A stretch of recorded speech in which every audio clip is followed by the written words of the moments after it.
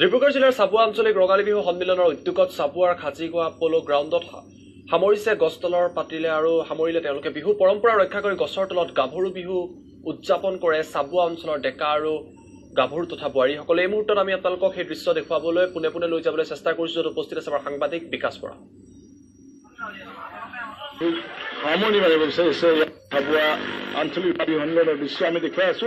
এই সুন্দৰ দৃশ্যটোত গাভৰুসকলে একেলগে নাচি বাগি ইয়াত বহু গাভৰু আছে, তেওঁলোকে একেলগে নাচিছে। সুন্দৰভাৱে তেওঁলোকে নৃত্য বনাইছে গছৰ তলত।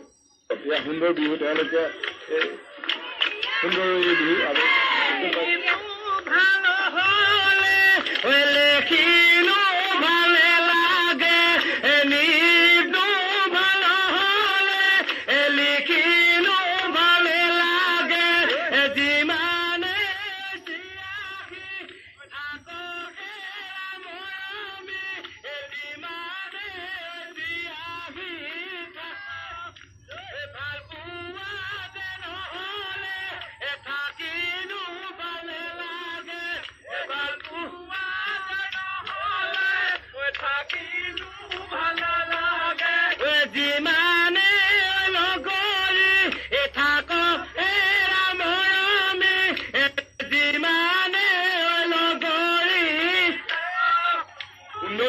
চাবুৱাই সুন্দৰ জোৰা নাম গাইছে।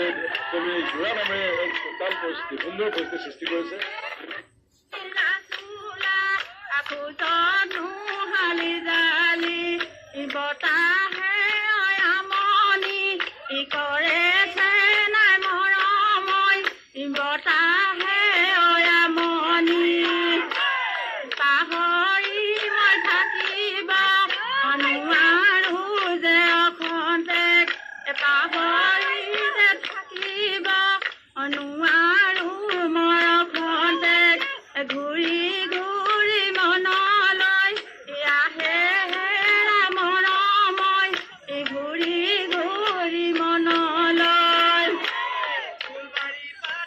সুন্দৰ দৃশ্য আমি দেখুৱাই আছো। এই দৃশ্য এয়া হৈছে চাবুৱাৰ দৃশ্য, চাবুৱা আঞ্চলিক ৰঙালী বিহু সন্মিলনৰ দৃশ্য। ভিডিঅ'জনে স্বৰূপে দেখুৱাইছে চাবুৱাৰ দৃশ্য। চাবুৱাত বিভিন্ন জাতি জনগোষ্ঠী সকলো একগোট হৈ ইয়াত সুন্দৰভাৱে বিহু পালন কৰে। বাইদেউ, ভাল লাগিছে, এতিয়া জাতিৰ সংকট নাগৰিকত্বৰ কথা আহিছে, ইয়াত কিন্তু সকলোৱে বিহু মাৰিছে, কি ক'ব? বিহুতো বিহু বতাত বিহু কৰিবই আৰু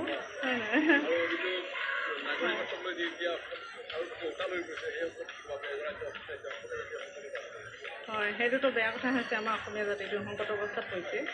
হয়, সেইটো চবেই জাগৃত হ'বলৈ হ'ল আৰু এতিয়া। হয় হয় হয় হয়, চব ধৰিছোঁ তেনেকৈ। ধন্যবাদ জনাইছো। আমি দেখুৱাই গৈছো এই দৃশ্য। আমি এয়া হ'ল চাবুৱাৰ দৃশ্য, চাবুৱা আঞ্চলিক ৰঙালী বিহু সন্মিলনৰ দৃশ্য।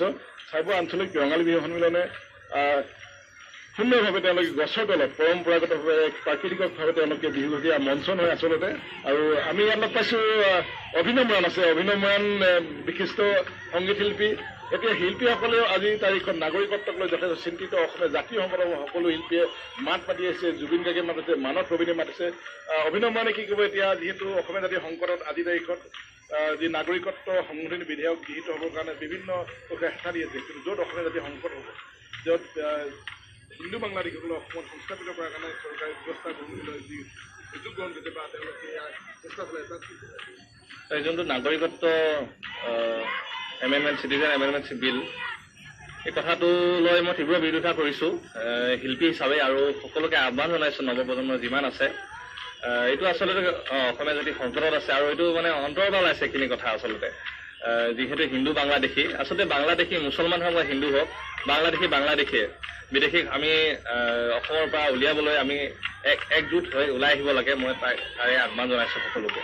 হয়, জনাইছো শিল্পীসকলে এতিয়া আহ্বান জনাইছে বিভিন্ন বিহু ঠাইত গৈ তেওঁলোকে বিহু চাইছে বিহু, কিন্তু তাৰ লগে লগে কিন্তু তেওঁলোকে আহ্বান জনাইছে বাংলাদেশী যিসকল হিন্দু হওক বা মুছলমানেই হওক, বিদেশী বুলি তেওঁলোকে কৰিছে। গতিকে আমি এই ক্ষেত্ৰত যথেষ্ট সজাগ হ'বৰ কাৰণে অসমীয়া জাতিক আহ্বান জনাইছে, আৰু অসমীয়া জাতিয়ে এই আহ্বান সঁচাকৈ আজি সময় আহি পৰিছে অসমীয়া জাতিৰ সংকট। আৰু গতিকে আমি এইবাৰ জানিব বিচাৰিম, আমাৰ মাজত আছে বিশাল অনুৰাগ হান্দুক, যিখন ছবি খান্দুক ছবি এগৰাকী অভিনেতা আৰু এই বিহু যি চাবুৱা আঞ্চলিক ৰঙালী বিহু উদ্যোক্তা বিশাল অনুৰাগ আছে। আমি বিশাল অনুৰাগ এতিয়া জাতিৰ সংকট, এফালে বিহু আনফালে জাতিৰ সংকট, এফালে সংস্কৃতি অস্তিত্ব সংগ্ৰাম আৰু আনফালে জাতি জীয়াই থকা অস্তিত্ব সংগ্ৰাম। হয়, এই মুহূৰ্তত মই এটাই ক'ব বিচাৰোঁ যে একচুৱেলি আমি এই যিবিলাক সাংস্কৃতিক অনুষ্ঠান অনুষ্ঠিত কৰিছোঁ, সেই সাংস্কৃতিক অনুষ্ঠানৰ জৰিয়তে আমি জাতীয় চেতনাটো বঢ়াই তুলিব বিচাৰিছোঁ, জাতীয় একতাটো বঢ়াই তুলিব বিচাৰিছোঁ। কাৰণ আজি যিটো পৰিস্থিতি আমি দেখিছোঁ এই কেইদিনত আপোনাৰ নাগৰিকত্ব সংশোধনী আইনৰ যিটো বিতৰ্ক চলি আছে, আমি এই আইনখনৰ ঘোৰ বিৰোধিতা কৰোঁ। এই আইনখন আমি কোনো কাৰ্যত কোনো কাৰণতে বলবৎ হোৱাটো নিবিচাৰোঁ অসমত। ইয়াৰ কাৰণে প্ৰয়োজন হ'লে আমি এই মঞ্চৰ পৰাই, এই বিহুতলীৰ পৰাই আমি জংগী আন্দোলন লাগিলে গঢ়ি তুলিম, যিকোনো ধৰণৰ আন্দোলন এই আইনখন বিৰোধিতা কৰিবৰ কাৰণে। বিশাল অনুৰাগ আৰু এটা কথা এই মুহূৰ্তে উল্লেখ কৰিব লাগিব, অসমীয়া জাতিৰ লোকসকলে সংস্কৃতিৰ কাৰণে অস্তিত্ব সংগ্ৰাম কৰিছে। অসমীয়া গাভৰুসকলে নাচিছে কঁকাল ভাঙি। এতিয়া ডেকাসকলে তেওঁলোকে ঢোল বজাইছে, কিন্তু তেওঁলোকে এই ঢোলৰ মাজতো আজিৰ তাৰিখত তেওঁলোকে সকলোৱে কিন্তু সজাগ হৈছে আৰু সকলোৱে সজাগ হোৱাৰ সময় আহি পৰিছে। যদি অসমীয়া জাতি জীয়াই নাথাকে, অসমীয়াৰ এই সংস্কৃতি জীয়াই নাথাকিব। গতিকে অসমীয়া জাতি জীয়াই থাকিলেহে অসমীয়া সংস্কৃতি জীয়াই থাকিব। এই কথাষাৰ প্ৰতিগৰাকী অসমীয়া ডেকা গাভৰুৰ মনত আছে। কিন্তু তাৰ লগে লগে বহাগত তেওঁলোকৰ যি জাতীয় সংস্কৃতিৰ যি অস্তিত্ব, এই অস্তিত্ব জীয়াই ৰখাৰ কাৰণেও তেওঁলোকে গছ তললৈ আহিছে। এই ঘুমৰ বিহু তেওঁলোকে কৰিছে। তেওঁলোকে আমি দেখুৱাই লৈ গৈছোঁ ইয়াৰ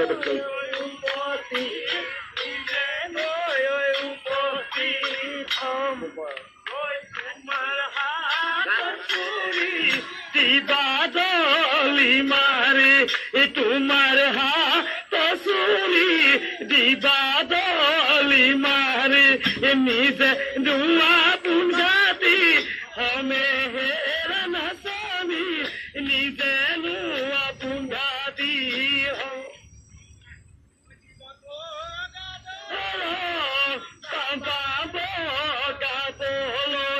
জীবন ভগল বাবা ভগল ইয়ে খুঁজিয়ে ঢুকুজি করি হেরা নাচামি, ইয়ে খুঁজিয়ে ঢুকুজিয়ে কই কুচর সে কাউরিয়ে বিনাব, কুচর সে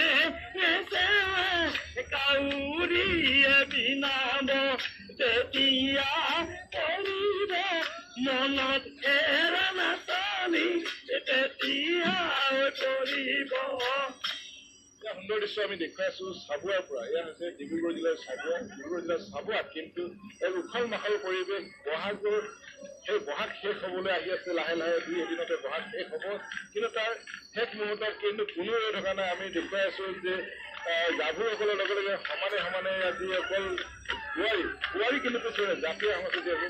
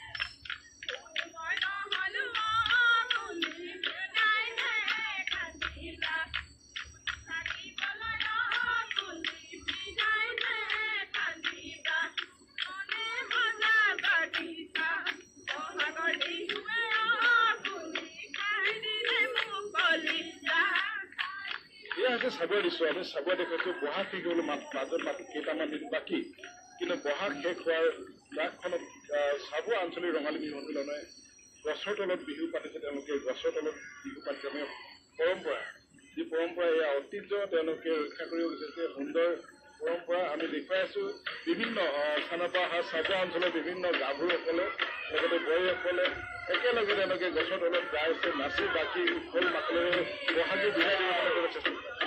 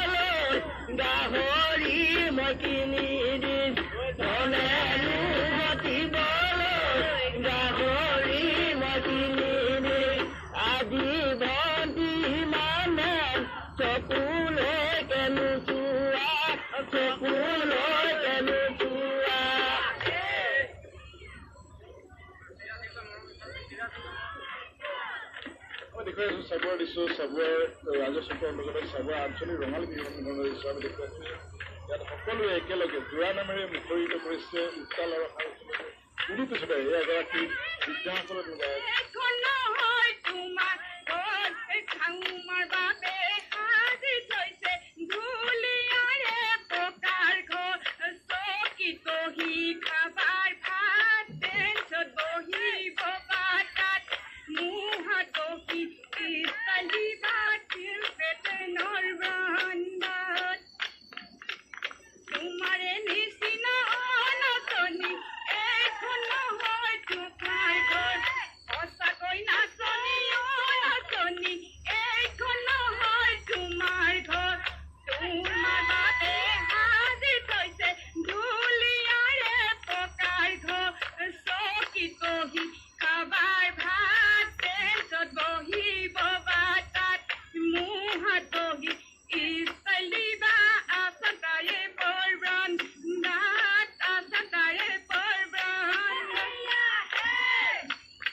বহুত দৃশ্য দেখুৱাম আসাম দৰ্শকসকলক আমি লৈ যাব বিচাৰিছোঁ। আপোনালোকক আমি লৈ যাব বিচাৰিছোঁ খোলাই এতিয়া বহু খোলা আছে, বহুজোপা গছৰ তলত বহু গাভৰু যুৱকসকলে একেলগে বিহু মাৰি এক সুন্দৰ পৰিৱেশ সৃষ্টি কৰিছে। অসমীয়া জাতিৰ বাপুতি সাহোন বিহু ৰঙালী বিহু বিদায় দিবৰ কাৰণে তেওঁলোকে শেষ পৰ্যায়ত উপনীত হৈছে। আমি দেখুৱাই আছোঁ ইয়াৰ চাবুৱাৰ দৃশ্য দেখিবলৈ পাইছে এক সুন্দৰ দৃশ্য। ইয়াত য'ত একেলগে আপোন পাহাৰ হৈছে অসমীয়া ডেকা গাভৰু। কোনে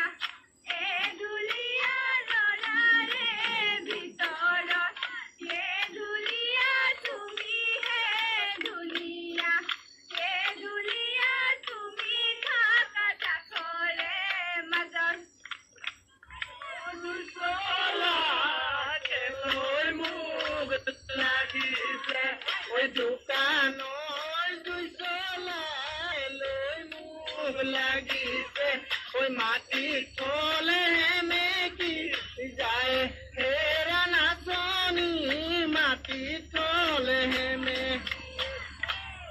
বিহুতলি মৰমবোৰ কেলৈ মোক লাগিছে বিহুতলি মৰমবোৰ কেলৈ মোক লাগিছে ঘৰত গলে পাহৰি যোৱা হেৰা নাচনি ঘৰত গলে পাহৰি সুন্দৰ জোৰানাম আৰু এই জোৰানামৰ মাজেৰে চাবুৱা অঞ্চলৰ গাভৰু আৰু ডেকাসকলে তেওঁলোকে সুন্দৰ সুন্দৰ গীত পৰিৱেশন কৰি তেওঁলোকে বিহুক বিদায় দিয়াৰ প্ৰস্তুতি চলাইছে আৰু এই মুহূৰ্তত এটাই কথা ক'ব বিচাৰোঁ যেতিয়া এতিয়া এই মুহূৰ্তত অসমীয়া জাতিৰ সংকট য'ত অসমীয়া জাতিয়ে সাংবিধানিক অধিকাৰ লৈ এতিয়া সংগ্ৰাম কৰিছে য'ত অসমীয়া জাতিৰ সংকটত এতিয়া সকলোতে অসমীয়া জাতিৰ সংকট এফালে সংস্কৃতিৰ অস্তিত্ব সংগ্ৰাম আৰু আনফালে অসমীয়া জাতিৰ সংগ্ৰাম দুয়োফালে এই সংগ্ৰাম এই দুয়োখনৰ মাজত এতিয়া ওলাই গৈছে আৰু এই অসমীয়া জাতিয়ে যি ধৰণে বিহুত আদি একগোট হৈ একেলগে নাচি বাঢ়ি অসমীয়া জাতীয় সংস্কৃতি জীয়াই ৰখাৰ কাৰণে চেষ্টা অব্যাহত ৰাখিছে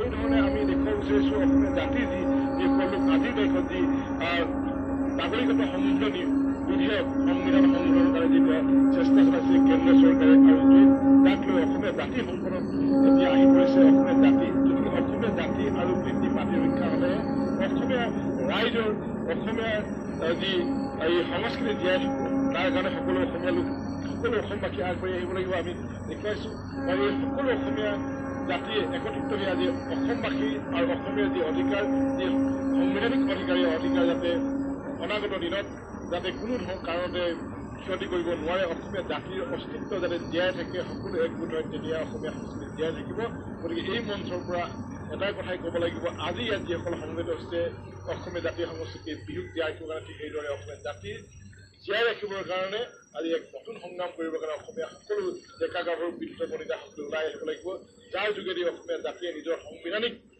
যি ৰক্ষা কৱচ পাব আৰু যি কেন্দ্ৰ চৰকাৰে অসমৰ ওপৰত যি নতুনকৈ উত্তৰ পূৰ্বাঞ্চল লৈ তেওঁলোকে যি সাংবিধানিক অধিকাৰ সংশোধনৰ কাৰণে চেষ্টা চলাই যাৰ কাৰণে